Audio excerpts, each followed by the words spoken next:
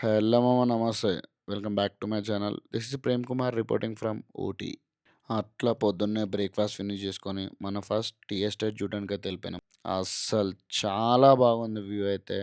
Excellent అని చెప్పొచ్చు. ఇది మొత్తం టీ ఎస్టేటే. ఇక్కడ లోకల్ వర్కర్స్ అనమాట ఈ ఫామ్‌లో. అస్సలు రూ. 100 అయితే చార్జ్ చేశారు వ్యూ చూడ్డానికి.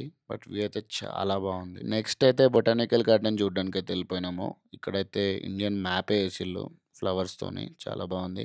ఇక్కడైతే స్కూల్ పిల్లలనమాట. అసలు చాలా బాగా ఎంజాయ్ చేస్తున్నారు.